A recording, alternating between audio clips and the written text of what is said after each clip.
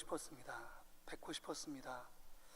제가 이제 분당 있다가 목동 있다가 강남 찍고 미국 가는 줄 알았습니다. 저는 이제 강남까지 찍었기 때문에 미국 목회인 줄 알았는데, 저 하나님이 제 마음은 속마음은 제가 시골 가서 목회하면 참 좋겠다 이런 생각을 했어요. 그래서 뭐 전라도, 전주, 그 다음에 뭐 김제 뭐 이런 것도 했는데 안 되더라고요. 뭐 표면적으로 1순위라고 됐는데 뭐 여러 가지 제가 부족한 게 있었겠죠. 근데 하나님 처음으로 부르시는 곳에 내가 가야 되겠다 했는데 서울 속에 아주 시골인 장소로 보내주시더라고요. 그게 신림동입니다. 신림동. 그래서 뭐 알죠? 난곡, 신림, 사당 이렇게 달동네를 지나서 거기서 이제 이렇게 임대 아파트가 들어선 곳에 정말 그런 깎아진 곳에 교회가 있을까 하는데 교회가 있더라고요.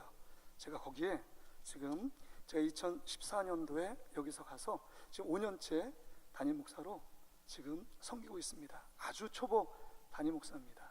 자, 옆 사람하고 한번 이렇게 인사할까요? 이렇게 인사합시다.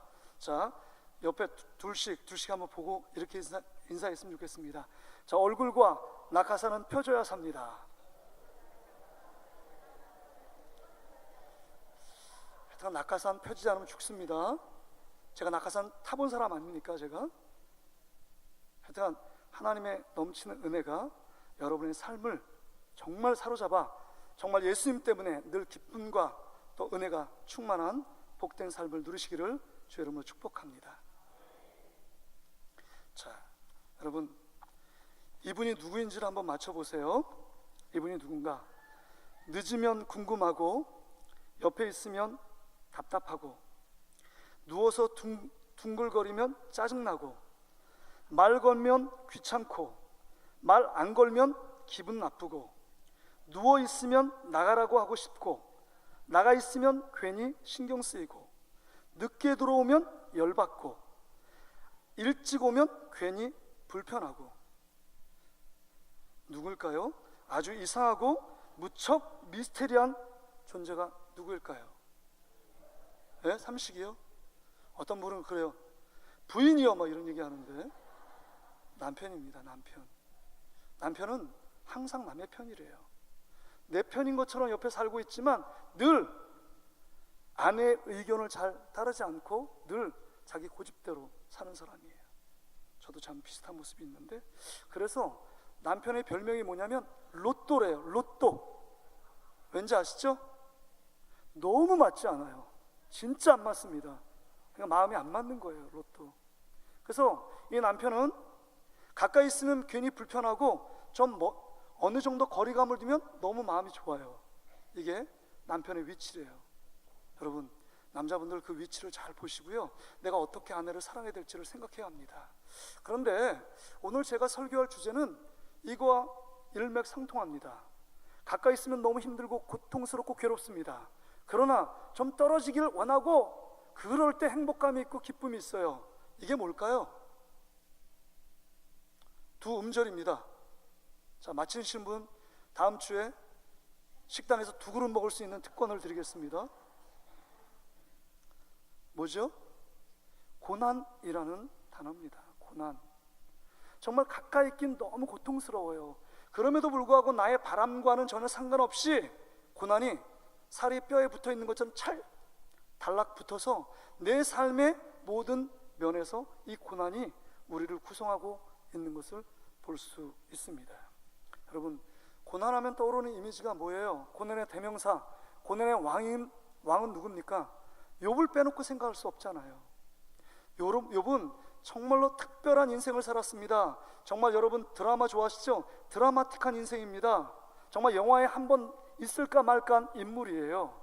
정말 그 인물, 정말 롤러코스터 같은 인생을 살았던 인물이 욥입니다.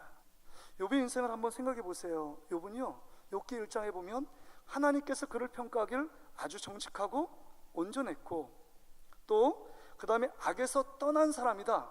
여러분, 이 정도 평가를 들을 수 있는 지구상의 인간이 누가 있습니까? 정직하고요, 온전해서 악에서 떠났고 하나님을 경외하는 사람이래요. 대단한 평가 아닙니까 이거? 그리고 그의 가정은요 정말 단란한 가정을 두었습니다. 10명 여러분. 그래서 남자 7, 딸 3, 아주 단란하고 행복한 가정을 꾸리고 있었습니다. 그 다음에 가정의 달이잖아요. 그 10명의 가정 그 자녀들을 정말 교육시키는데 정말 집중했던 인물이 욥이에요. 혹시 부지불식간에 죄를 진 일이 없을까 생각했어요. 매일마다 10마리의 소를 잡아서 하나님께 제사 예배를 드렸던 인물이 욥입니다. 누가 이런 얘기 하시더라고요. 욥은 동양의 최대 갑부니까 돈을 많이 가지고 있으니까 그 정도 할 수 있겠지. 여러분, 돈이 있기 때문에 그렇게 할 수 있는 것 아닙니다. 하나님을 사랑하고 섬기는 마음이 있고 자녀들을 사랑하는 마음이 있기 때문에 하나님 말씀, 하나님의 은혜로 키우겠다는 그 결단이 있기 때문에 그렇게 하나님께 드릴 수 있는 겁니다. 대단한 믿음의 소유자 아닙니까? 우리 자녀 한두 명 키워도 그 자녀를 믿음으로 키우는 게 너무 버겁잖아요. 버거워서 막 하다가 낙심하고 절망하고 그냥 내버려 팽겨치고 우리는 방치하잖아요, 애들을요. 누구 얘기하는 게 아니라 저 얘기하는 겁니다. 근데 우리 애들이 좀 그래도 은혜 가운데 잘 자랐어요. 말씀으로 잘 자라고 있습니다. 그런데 여러분, 이렇게 이 고난, 늘 행복하고 정말 푸른 미래가 펼쳐질 거라고 생각했던 욥의 인생 가운데 갑자기 고난이 찾아옵니다. 정말 이해할 수 없고 그 다음 받아들일 수 없는, 측량할 수 없는 고난, 감당할 수 없는 고난이 그 가운데 찾아옵니다. 하루아침에 재산을 다 잃습니다. 종들은 죽고 자녀 10명은 태풍에 큰 바람 속에 집이 무너져 10명이 몰살을 당합니다. 이건 너무 슬픔이잖아요. 뭐 재산은 없다가도 있고 있다가도 없는 게 재산이고 또 열심히 해서 벌면 되잖아요. 그러나 사랑하는 가족, 자녀들 10명을 잃었다는 슬픔은요, 이건 말할 수 없는 상실감, 아픔 아니에요? 자녀들이 먼저 죽는다는 것은 부모의 가슴에 묻는다고 그러잖아요. 정말 이것도 정말 견딜 수 없는데 그 고통 속에서 그래도 위로되는 건 뭐예요? 아내가 있잖아요. 아내. 그래서 아내하고 행복하게 그래도 정말 단칸방에서 처음으로 위로하고 힘을 얻고 이해해 주면서 정말 삶을 다시금 새 출발한 심정으로 나가면 되잖아요. 그런 소망이 아마 욥에게도 있었을 겁니다.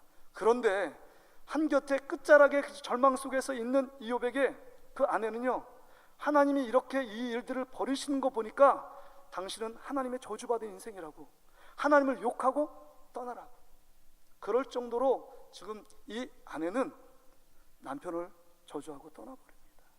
비참한 지경에 이르잖아요. 그리고요, 그 친구들이 있었습니다. 그래도 친구가 위로해주면 얼마나 힘이 돼요. 처음에 와가지고 한 일주일 동안 같이 위로해주며 있었습니다. 아무 말도 없이. 근데 일주일 후에 그들이요, 이 욥의 고난을 보면서 자기 나름대로 판단하는데 고난 가운데 있는데 그 마음의 비수를 막 찌르는 거예요.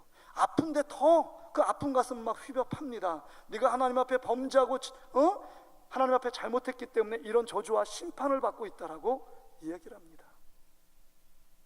고난을 받는데 그냥 가만히 있으면 중간도 가고 위로받을 텐데 자기 생각과 자기 잣대 판단을 갖고 자꾸 욥을 찔러댑니다. 이런 고난 앞에서 그의 친구 엘리바스가 22장에 보면, 여러분 22장에 그 엘리바스의 너 회개하고 주님께 돌아와야 된다, 죄를 회개된다, 이런 말을 하는 내용이 22장에 기록되어 있는데 오늘 본문의 23장 10절부터 읽은 말씀은 그 엘리바스의 대답을 얘기하고 있는 거예요. 근데 이 엘리바스가 이렇게 얘기합니다. 22장 4절 5절에 이렇게 말씀합니다. 하나님이 너를 책망하시며 너를 신문하심이 너의 경건함 때문이냐? 경건함 때문이 아니라는 거예요. 5절 보세요. 내 악이 크지 아니하냐? 내 죄악이 죄악이 끝이 없느니라. 네가 죄 때문에 이런 고난, 말할 수 없는 고난을 당하는 것이다 라고 말해요. 근데 여러분, 표면적으로 맞죠? 우리 죄 때문에 이런 고난 당하는 거 맞습니다. 근데 여러분, 욥의 입장에서 한번 생각해 보세요. 하나님을 그렇게 사랑했고 신실하게 자녀들 키웠고 하나님을 섬기며 하나님을 기쁘시게 하는 신실한 예배자로 삶을 살았는데 그에게 찾아온 것은 한순간에 모든 것을 잃어버리는 고난의 한복판에 서 있게 한 것입니다. 그것도 이해할 수 없는 고난이에요. 감당할 수 없는 고난이에요. 정말 얼마나 마음이 괴로울까요? 그래서 마음이 괴로워서요, 오늘 23장 우리가 읽지 않았지만 2절에 말합니다. 정말 하나님에 대해서 원망 불평이 나와요. 반항하는 마음이 생깁니다. 왜 안 그렇겠어요? 인간이면 그런 마음 들잖아요. 그래서 23장 2절에 보세요. 오늘도 내게 반항하는 마음과 근심이 있나니 내가 받는 재앙이 탄식보다 무거움이라. 여러분 솔직히 고백하잖아요. 반항하는 마음이 있어요. 그러면서 이 고난, 이 폭판에서 정말 미래가 보이지 않고 희망이 보이지 않는 이 고난의 끝자락에서 지금 하나님 앞에 3절에 보세요. 내가 어찌하여 하나님을 발견할 수 있을까? 또 4절에 보면 어찌하면, 또 5절에 보세요. 내가 이 고난을 어떻게, 왜 나에게 이런 고난을 허락하셨는지 내가 깨닫고 싶다라고 고백하잖아요. 그러면서 8절 9절에 보면 8절 9절에 이제 내가 하나님을 찾고 하나님을 구하지만 하나님을 찾을 수도 없고 하나님을 볼 수도 없다. 얼마나 마음이 신경이 괴로울까요? 얼마나 마음이 고통스러울까요? 그 고난의 이유만 알아도 그 고난을 해결할 수 있는 방법을 모색할 수 있을 텐데 고난의 이유를 몰라요. 그리고 옆에 있는 친구들은 막 정죄해요. 마음의 비수를 찌릅니다. 고난 중에 더 큰 고난과 아픔을 줘요. 여러분 같으면 이 상황을 견딜 수 있겠습니까? 아마 미치기 일보 직전일지도 몰라요. 지금 상황이. 우리 23장 10절까지 내용이 그것입니다. 그런데 23장 10절의 내용을 보니까 너무 충격적인 말을 하고 있어요. 너무 이해할 수 없는 고백을 욥이 하고 있습니다.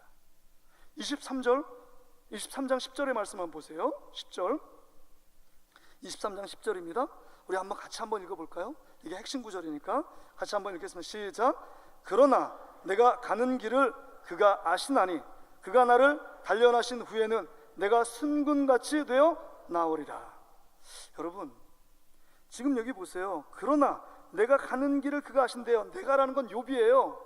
근데 그가 아신대요. 그가 누굴까요? 그가 3인칭, 이 3인칭 단수인 그가 누구예요? 하나님입니다. 하나님이 아신대요.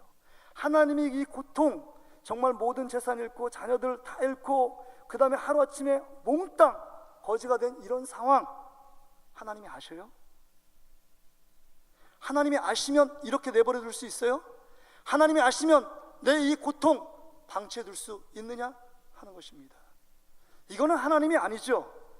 진짜 하나님이 아신다면 이 고통의 한복판에서 그냥 아무런 도움 없이 그냥 호렘단식 지금 자기 안에 아무런 도움도 없이 살아가고 있는 이 모습 하나님이 내버려 두시고 있다면 이거 하나님 아니죠. 그가 믿는 하나님이 아닙니다. 이건 어떻게 그가 그렇게 고백할 수가 있나요? 여러분 이해가 되시나요? 그가 아신대요. 그 고통을 안다면 반드시 내가 정말 이해하고 상식적으로 이해하는 그 하나님은 그 고통에서 위로하시고 힘을 주시고 이 고통을 헤쳐나갈 방법을 분명히 보여주실 하나님인데 그런 하나님이 안 보여요.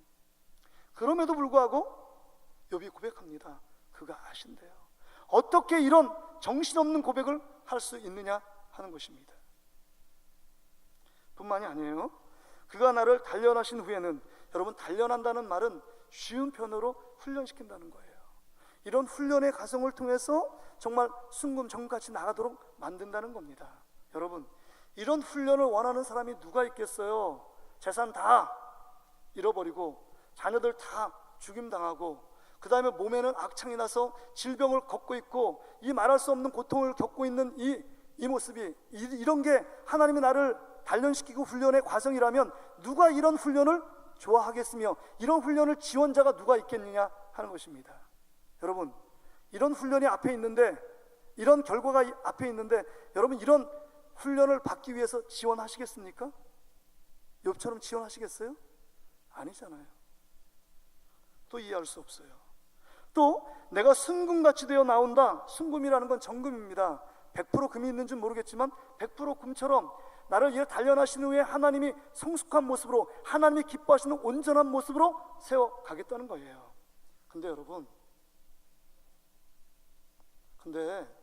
지금 이 모습 가운데 결론적인 모습은 뭐예요? 지금 이렇게 했는데 모든 것 다 잃고 아무것도 없고 의지할 것 없는 상황 가운데 놓여 있는데 순금같이 나가는 게 의미가 있어요?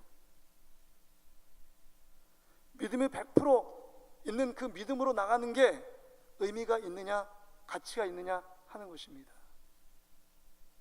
그렇다면 오늘 이 본문의 말씀, 그러나 내가 가는 길을 그가 아시나니 그가 나를 단련하신 후에 내가 순금같이 내어 나오리라, 이 말씀을 욥이 이렇게 고백하고 있는 이유가 무엇이냐 하는 것입니다. 여러분은 어떻게 생각하십니까? 이런 고백을 하는 이유가 뭘까요? 억지 같은 소리같이 들리지 않습니까? 말도 안 되는 소리처럼 지금 보이잖아요. 아마 너무나 이 고통의 충격, 이 고난이 너무 충격이 커서 정말 자기가 감당할 수 있는 캐파를 벗어나서 이 고난이 커서 정말 실현하고 망언을 지금 내뿜고 있는가? 그건 아니란 말이에요. 그렇죠? 정말 신앙의 허영심으로 내가 정말 신앙 요거밖에 없는데 이 큰 고난 앞에서 나는 이렇게 사는 사람이야, 믿음 있는 척하기 위해서 이렇게 고백하는 겁니까? 그것도 아닙니다. 고난 앞에서 욥이 제정신이 아닌 소리를 하고 있는 게 아니라는 거죠. 분명히 이 말씀을 통해서 욥이 이렇게 말하는 이유가 있다는 겁니다. 이 욥은요, 신앙의 고백으로 지금 이 욥기 23장 10절의 말씀을 말하고 있는 것입니다. 이 말은 고난의 처참한 고난, 이 고난 뒤에 숨겨진 하나님의 비밀을 바라보는, 하나님의 축복을 바라보는 믿음으로 이 고백을 하고 있다는 겁니다.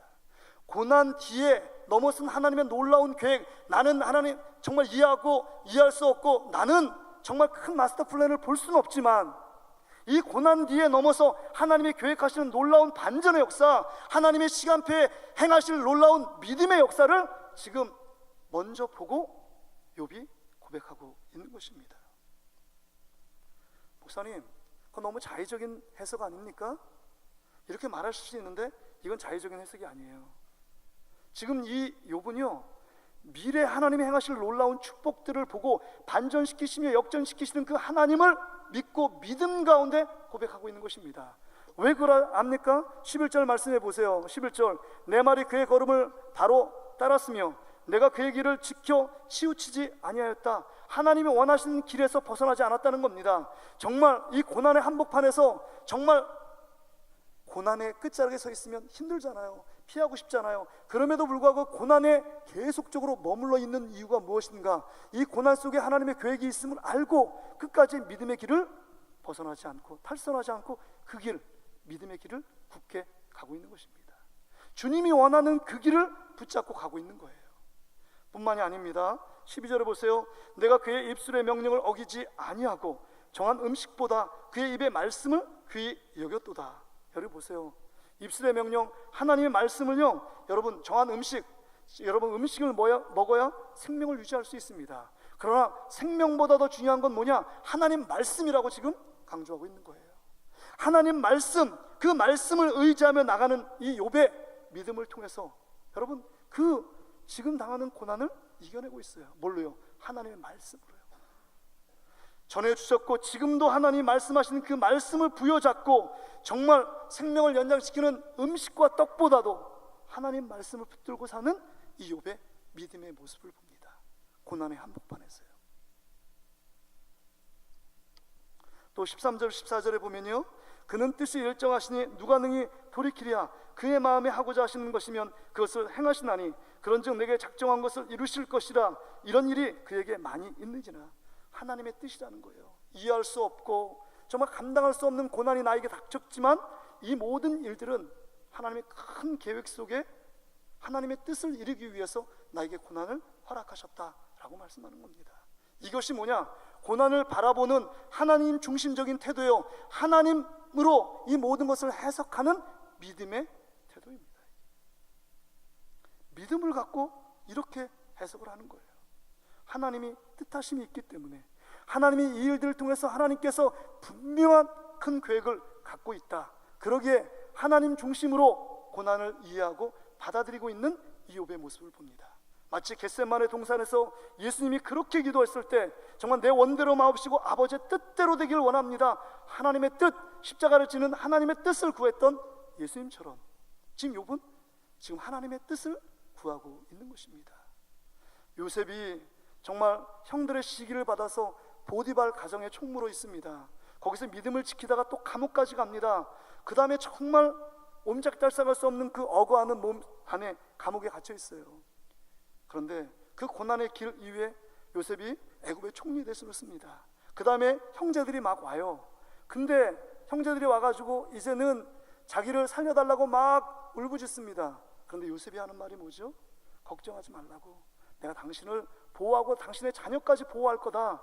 당신이 나를 이렇게 한 것은 하나님의 뜻하심, 생명을 구원하고 민족의 기틀을 만들기 위한 하나님이 먼저 나를 이 애굽으로 선교사로 파송한 것이라고, 이렇게 요셉이 고백하는 것을 봅니다.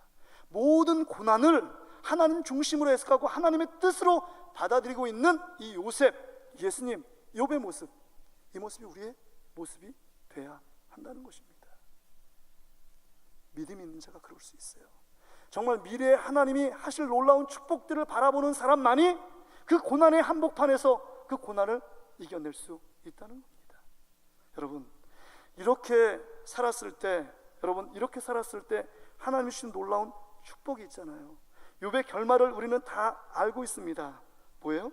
고난 뒤에 숨겨진 하나님의 시간을 바라보는 믿음을 가졌을 때, 욥기서 42장 말씀 보세요. 그가요, 예전에는 귀로만 하나님을 들었던 그 하나님이 욥기서 42장 5절에 보니까 하나님을 보게 됐다는 거예요. 이제 믿음이 한결 성숙해지고 하나님과의 친밀한 관계 속에서 하나님을 귀로만 듣던 하나님이 이제 내 눈으로 목도할 수 있는 하나님이 되었다고 말하는 겁니다. 이게 놀라운 고백 아니에요? 뿐만 아니라 잃었던 모든 재산을 갑절로 하나님이 채우시고 또 축복하시는 장면을 우리가 볼 수 있습니다. 하나님은요, 멋지신 분이에요. 하나님은요, 고난 가운데 방치하고 그냥 내버려 두는 하나님이 아니라 그 고난을 통해서 하나님이 일하시고 역사하는 하나님이라는 사실입니다. 고난은 반드시 끝이 있어요. 고난은 고난으로 끝나지 않습니다. 믿음을 가진 하나님의 자녀는 고난 속에 반전의 역사를 이루시는 분이 하나님 아버지인 줄 믿습니다. 제 아들이 23살이에요. 군대 갔습니다. 올해 1월 달에 갔는데 벌써 5월 달 되니까 일병을 달았더라고요. 지금 이제 4월 달부터 제도가 바뀌어서 핸드폰을 막 써요. 저는 연애할 때 핸드폰 없어가지고 막 힘들었는데, 우리 아내하고 연애할 때 너무 힘들었거든요. 막 제가 사천에서 막 군생활 했는데 뭐 핸드폰도 없고 뭐 공중전화도 없고 막 힘들었는데, 지금 그래서 제가 막 자기도 전화하고 저도 전화합니다. 야 아들, 예담아, 너 너무 편해졌다. 군생활 너무 편하지? 요새 얘 군대가 군대냐? 제가 이런 얘기를 하니까 이 아들이 하는 말이, 아빠 좀 그런 얘기 좀 하지 마세요. 아니 아빠도 군생활 해봤잖아요. 뭐 군생활이 그렇게 편해요? 전화 통화한다고 뭐 그게 편해진 건지 아세요? 내가 하고 싶지 않은, 맨날 가가지고 뭐 진치 보수 작업, 아빠 내가 왜 진치 보수 작업을 해야 되는지 몰라요? 아침부터 저녁까지 삽질했어요. 야 뭐 그거 갖고 그래, 삽질하는 거.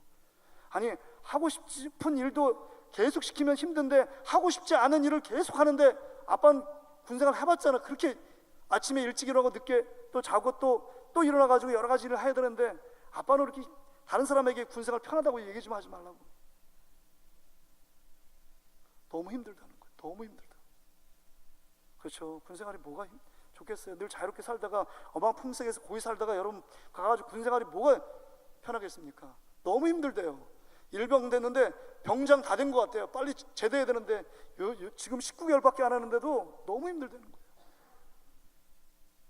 근데 아들아, 국방부 시계는 우리 몸을 거꾸로 매더라도 시계는 가. 그 내년 8월 달에 제대한다며.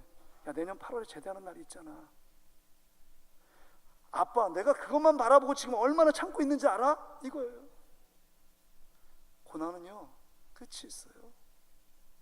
믿음의 고난은 단련하신 훈련의 과정이 지나면 반드시 축복의 보상, 하나님이 여러분을 상상하지 못하고 기억하지 못하고 뜻하지 못한 하나님의 놀라운 축복으로 우리의 삶을 반전시키는 줄 믿습니다. 그 주님을 기대해야 합니다. 그 주님을 바라봐야 합니다. 그 주님을 끝까지 신뢰하며 견뎌야 합니다. 이 자리를 끝까지 지켜야 돼요. 그런데 여러분, 우리의 문제는 뭐냐면 고난을 당하는 모든 사람은 다 고난을 당합니다. 한 사람도 빠짐없이. 그래서 어떤 목사님이 그런 얘기를 했어요. 고난 총량의 법칙이 있대요. 죽을 때까지 한 사람이 당하는 고난은 똑같아요. 근데 지금은 고난의 한복판에 있어서 되게 힘들고 욥처럼 힘든 사람도 있지만, 어떤 사람은 막 바위처럼 힘든 거 있지만, 어떤 사람은 좁쌀처럼 별로 고난이 없는 것처럼 보이고, 저 사람은 잘 나가고 뭐만 되면 막 형통하고 자녀 그냥 척척 대학에 좋은 대학 붙고 막 결혼도 잘하고 사람은 취직도 잘 되고 막 그런 거 보면서 되게 부러울 때도 있어요. 근데 여러분, 그거 별로 부러워할 필요는 없을 것 같아요. 지금 우리가 고난이 깊으면 깊을수록 여러분, 고난 넘어서 또 하나님이 주시는 평안한 삶, 형통한 삶으로 우리를 인도해 가시기 때문입니다. 그래서 그것 때문에 여러분 슬퍼할 것도 없고, 저 사람이 잘 나가는 것 때문에 교만하며 자기를 자랑할 필요도 없어요. 언제 우리 앞에 닥친 산더미 집재 같은 고난이 우리 가운데 밀려올지 모른다는 겁니다. 근데 어떤 사람은, 그래서 고난은 여러분 옆 사람을 막 비판하고 정죄하면 안 돼요. 내가 볼 땐 고난은 큰 바위처럼 느껴지는데 저 사람 요만한 거 갖고 뭘 그렇게 힘들어하냐고, 막 죽겠다고 뭘 하냐고, 그거 갖고 힘들어하지 말라고, 그거 갖고 뭘 그렇게 하냐고. 근데 여러분, 다른 사람 요만큼 있는 그 고난도요, 자기가 경험하는 건요 죽을 만큼 힘든 거예요. 그러니까 고난을 비판하고 평가하고 엘리바스처럼 그렇게 정죄하지 말고 그냥 손잡아주고 가만히 있으면 됩니다. 가만히 있으면 돼요. 어떤 우리 동기 목사님이 지난주 와서 우리 소명연구소 대표하는 그 목사님이 계신데, 그분이 그런 얘기 하더라고요. 대학교 1학년이 됐는데 정말 아버지 어머니가 늘 싸우고 이혼해서 이제 마음이 너무 괴롭다는 거예요. 너무 괴로운데 너무 이제 누구한테 하소연할 사람도 없고 이 고통을 얘기할 수 없어서 그 목사님, 담당하는 목사님한테 전화를 했다는 거예요. 그래서 전화 받고 늦은 시간에 전화하니까 미안했는지, 야 그럼 그 버스 정류장 나와. 그 버스 정류장 버스를 타고 둘 다 아무 말 없이 저 끝에서 그 청년 두 명이, 그냥 등치가 산만한 청년 두 명이 제일 끝에서 아무 말 없이 옆에 앉아가지고, 버스 처음에부터 한 바퀴 돌면 끝이잖아요. 한 2시간 동안 그냥 버스 옆에 그냥 같이 앉아서 가만히 있었대요. 그리고 이제 버스를 내리니까 이 친구가 하는 말이, 대학교 1학년 친구가, 목사님 너무 고맙습니다. 한마디 안 했는데 고맙다는 거예요. 힘들 때 옆에 앉아주니까 너무 고맙다는 거예요. 그리고 기도해주고 밤이 늦었으니까 돌려보냈다는 거예요. 고난이 찾아와요? 옆에 그냥 있어주면 됩니다. 우리 이성으로, 우리의 판단으로 뭘 그 사람, 야 이렇게 하면 되고 저렇게 하면 안 돼, 이게 무슨, 여러분 그 사람에게 여러분 공감이 되고 그 사람 어떻게 위로할 수 있을까요? 위로할 수 없습니다.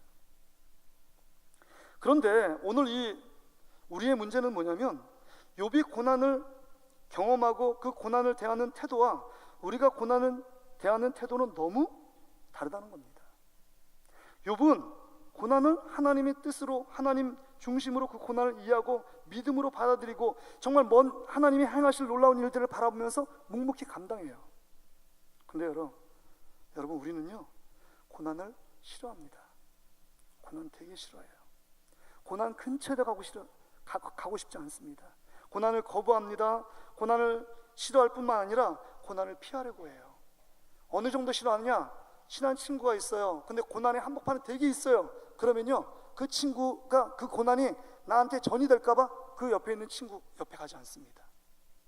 그리고 어느 정도냐? TV에서 나오는 뭐 어린이가 소아암에 걸렸다, 백혈병에 걸렸다, 그 다음 밑에 후원 계좌 이렇게 있는데, 여러분 그런 방송도 보기 싫어해요. 혹시라도 저거 보면서 내 마음이 우울해질까봐 싫어합니다. 이런 모습 어떻습니까? 싫어하지 않아요? 고난. 여러분, 여러분의 마음 가운데 여러분 이런 질문을 한번 해보고 싶어요. 욥이 당한 고난의 2분의 1을 여러분이 당한다면 어떻게 하시겠습니까? 아니요. 4분의 1을 당한다면요? 아니요. 100분의 1이 여러분 가운데 고난이 닥치게 된다면 여러분은 어떤 마음이 드십니까?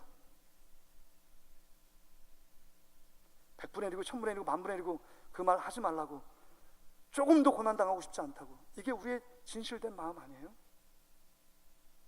고난당하기 싫어하는 마음이에요.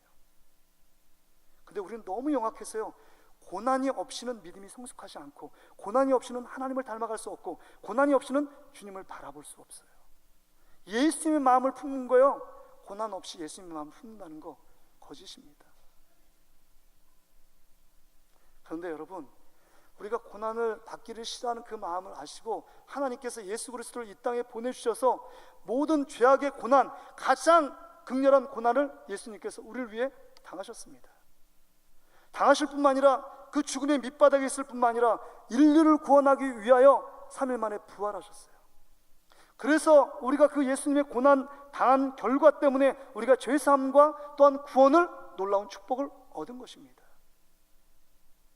그러게 여러분, 이 고난을 당하면 당할수록 누구를 바라봐야 되느냐?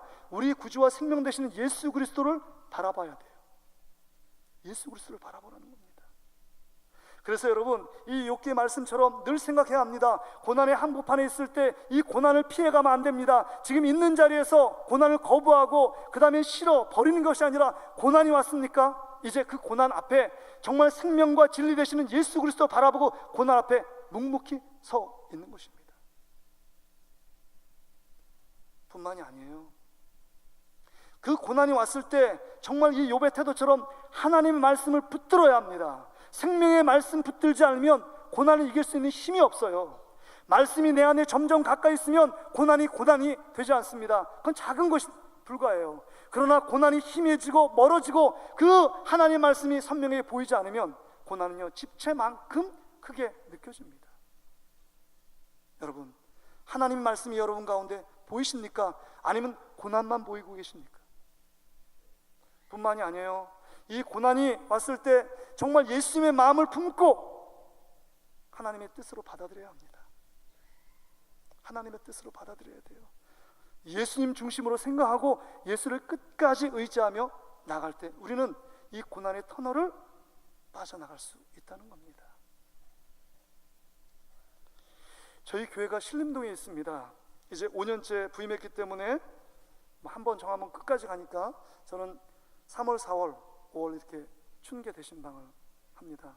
그래서 제가 좀 어떤 몇 분 장로님 만나니까 되게 보기 좋다고 하는 게 살쪘다고 하시는 것 같아요. 여기 있을 때보다. 강남에서 너무 잘 먹다가 신림동 가니까 너무 못 먹어서, 이게 못 먹어서 부은 겁니다. 이게 그건 농담이고요.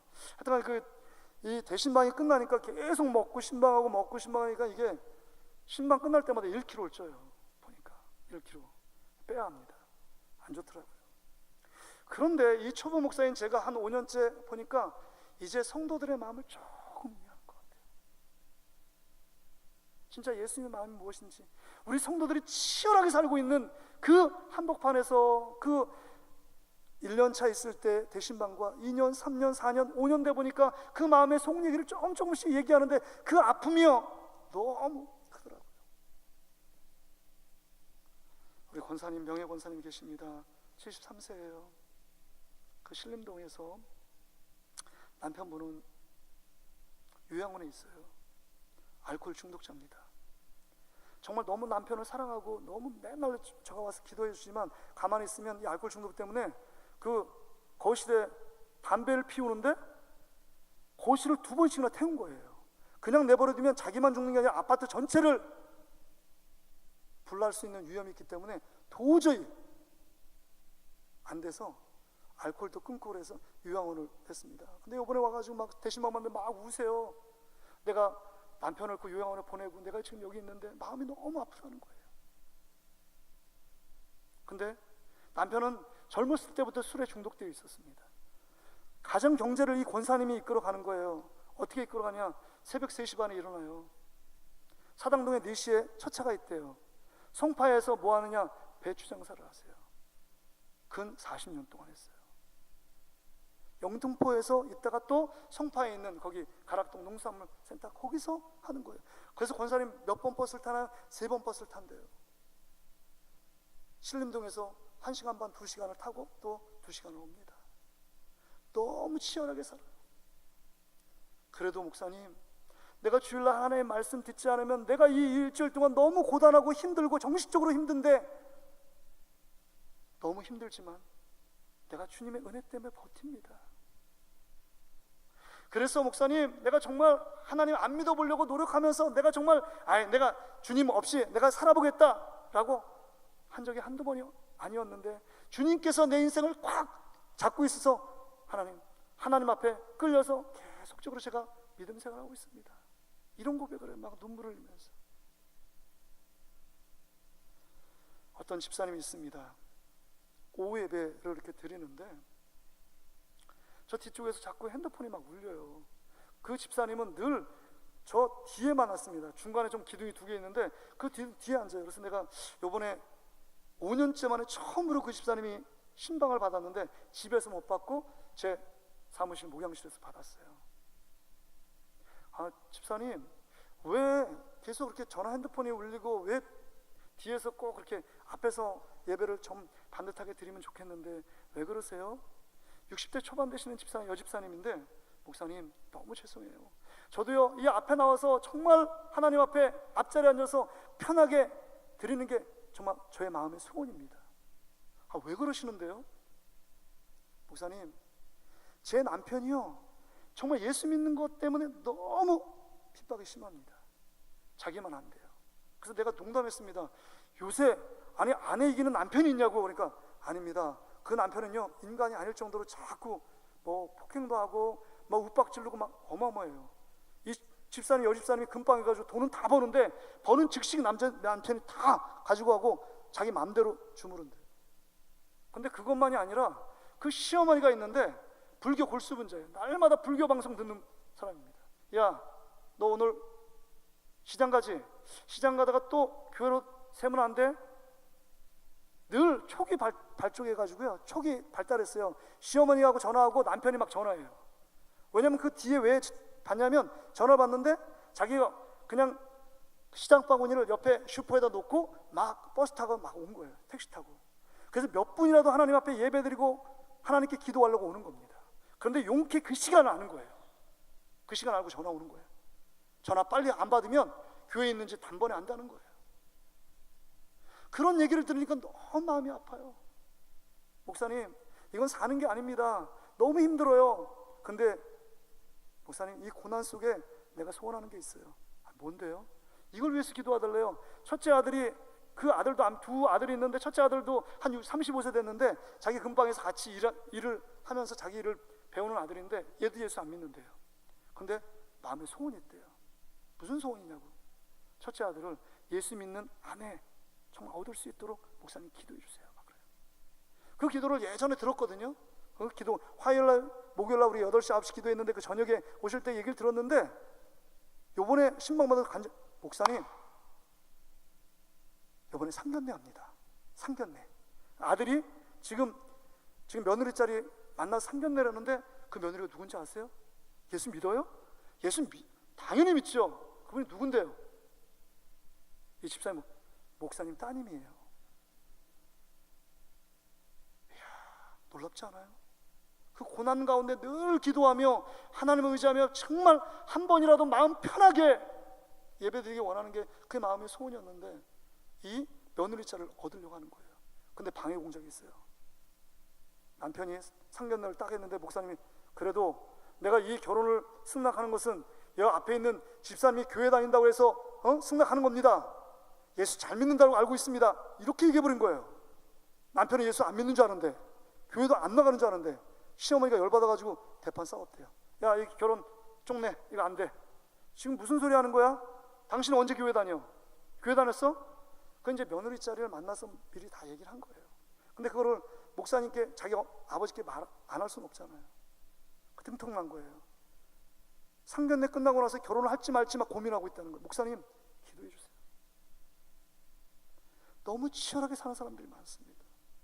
너무 치열하게. 우리 교회 안에 5분이 알코올 중독자가 있어요. 특징은 뭐냐? 알코올 중독인데 주일날은 교회 꼬박꼬박 오세요. 알코올 중독자들이 저를 너무 좋아하세요. 제가 알코올 냄새나도 막 안아주고 커피 맨날 대접하고 막 그 1층에 우리 차 있으니까 오니까 제가 너무 환대하니까, 별로 환대해 준 사람이 없잖아요. 그건 너무 좋아해요. 시도 때도 없이 전화해요. 11시고 12시고 막 전화해요. 부부싸움 했는데 저한테 왜 전화해요? 저한테 전화해가지고 목사님 마음이 괴로워요. 술 먹으니까 괴롭죠. 왜 괴롭겠어요? 술 먹으니까 아내가 빨리 집 나가라는 거예요. 목사님, 아내가 집 나가라고 그랬어요. 그래서 집 절대 나가지 말라고, 꼭 그냥 밖에 있으라고. 자기도 술 끊고 싶다고. 안 끊으시는 게 어떻게 해요? 그런 사람을 위로하면서 제가 있습니다. 여러분, 삶이 사는 게 만만한 것 같습니까? 예수 믿으면 다 형통해요. 제가 여기 서는데 정말 눈물이 나올 것 같더라고요. 제가 눈물이 나올 것 같아요. 여러분이 지금 겪고 있는, 모르겠어요. 이게 고난이면 고난인데 이 고난을 왜 겪어야 됐을까? 목회자의 한 사람으로서 제 마음에 무거운 책임감이 있어요. 뭔가 빚진 것 같아요. 제가 마음이 너무 괴롭습니다. 그런데 여러분, 이 이해할 수 없는 고난, 누구 책임이냐, 누구 비난하고 정죄하기 전에 지금 이 현 상황 속에서 이것을 어떻게 이해하고 바라볼 수 있는가 하는 것입니다. 예수님 이해할 수 없는 십자가 고난을 겪고 그 고난을 마다하신 끝까지 걸어갑니다. 여러분, 이 고난 뒤에 주님의 환하게 웃고 계신 놀라운 하나님의 축복, 그 역사를 바라보고 믿음 가운데 이 자리에서 견디고 주 예수 그리스도를 바라보고 주 예수 그리스도를 생각하고 주 예수 그리스도를 묵상하고 주 예수 그리스도 그 십자가를 바라보면 나도 모르게 어느 순간 시간이 지나니 나도 모르게 이 고난을 훌쩍 뛰어넘어 하나님의 놀라운 믿음의 길, 진리의 길, 생명의 길, 정말 믿음의 성숙의 길로 우리를 이끌어 가실 줄 믿습니다. 영동중앙교회는 너무 귀한 교회예요. 어마어마한 축복을 받은 교회입니다. 너무 좋은 게, 우리 장로님들, 우리 성도님들 너무 좋아요. 제가 3년 3개월 동안 1, 2교구 하다가 2년 뒤에 3, 4교구 다 해봤잖아요. 우리 장로님들 너무, 제가 밑에 오면서 우리 김성원 목사님과 차를 대접해서 그러겠는데 제가 이런 말을 했습니다.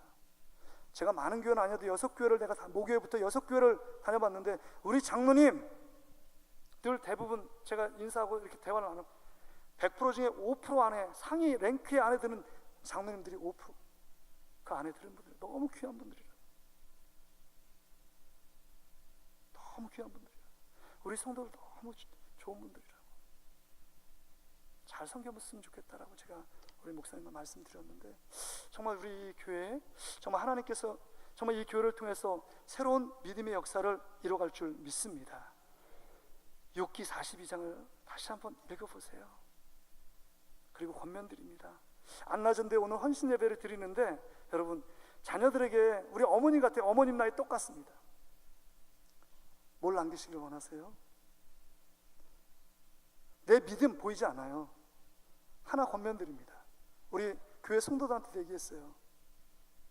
70세 넘으시면 손 진짜 떨리기 전까지 이제 마태복음부터 필사를 하라. 힘든 마태복음 28장 아니면 마가복음 16장 말씀 딱 필사해서 우리 자녀들에게 남겨라. 그러면서 그 소원을 밑에 적으세요. 내들가 말하면 참 쑥스럽잖아요. 나 이런 소원이 있단다. 니들, 내가 이거 복음서를 기록한 거 예수님만 따라가기 원하는 내 마음이 담겨져 있단다. 그러면서 자녀들에게 주세요. 자녀들이 그거 보면서, 아직 믿지 않는 자녀가 있을지 모르지만 그거 보면서 도전을 받아야 합니다.